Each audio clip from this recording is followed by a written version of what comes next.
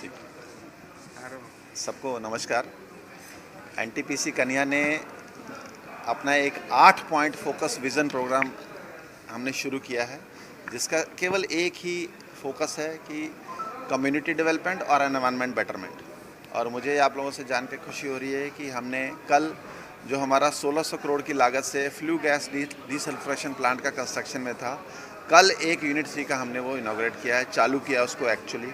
और इसी के साथ साथ हमारे 6 यूनिट का लगभग 90% काम कंस्ट्रक्शन हो चुका है और इस साल हमारा दिसंबर 25 तक उसको कंप्लीट करने का प्रोग्राम है। ये एनवायरनमेंट बेटरमेंट करने की दिशा में एक बहुत बड़ा माइलस्टोन है। इसी के साथ साथ हमने 22 तारीख को 100% ऐश यूटिलाइजेशन का टारगेट पूरा किया है, जिसका मतलब है कि प्लांट में जितनी भी ऐश पैदा होगी अब उससे ज़्यादा ऐश हम सोसाइटी के यूज़ के लिए सप्लाई करते रहेंगे और प्लांट में हमेशा एनवायरनमेंट और बेटर होता रहेगा। ये दो बहुत बड़े मेजर स्टेप हैं। तीसरा, हमने प्लांट में टाउनशिप में नेट जीरो करने के लिए हमारा एनटीपीसी चेयरमैन साहब का टारगेट है कि इस साल हमको सारे प्लांट्स में कंप्लीट करना है। तो एनटीपीसी कन्या ने आज उसका कंस्ट्रक्शन चालू किया है।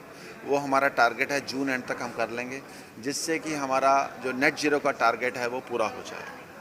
इसके अलावा हमारे यहाँ प्लांट मैनेजमेंट में हमारे जीएम साहब, हमारी सारी टीम, हम लोग ब्रेनस्टॉर्म करते रहते हैं कि कैसे हम पानी का यूज़ कम से कम करें ताकि हमारा जो एनवायरनमेंट बेटरमेंट है वो सब। तो इस दिशा में बहुत काम चल रहा है। हम लोग आसपास के सरपंच से भी उस दिन बात हुआ था कि कैसे कुछ वेस्ट मैनेजमेंट में सजेशन आए, जिससे हम सोसाइटी के तरीके से और बेटर तरीके से जुड़ जाएं। क्योंकि जहाँ तक पानी की सप्लाई का स्कीम है उसमें तो काफ़ी काम हो रहा है, जहाँ तक सोलर स्कीम्स हैं उसमें काफ़ी काम हो रहा है, जहाँ तक मेडिकल स्कीम्स हैं, मेडिकल में हमारी वैन जाती है, उसमें करीब हम 70-80 लाख रुपये हर साल खर्च करते हैं।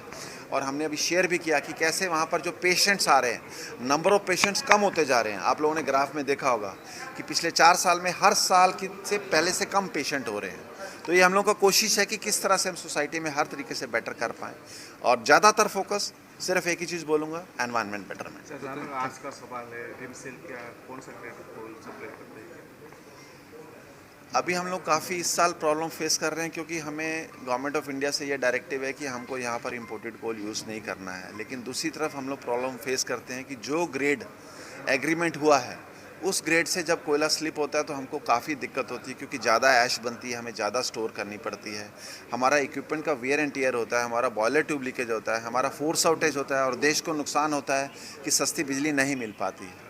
तो उस दिशा में हम काफ़ी चैलेंज फेस कर रहे हैं। लेकिन इस दिशा में हमारा एमसीएल मैनेजमेंट से रेगुलर बात भी होता है। उन्होंने हमें एश्योर किया है कि कोयले की क्वालिटी पहले से बेहतर होगी।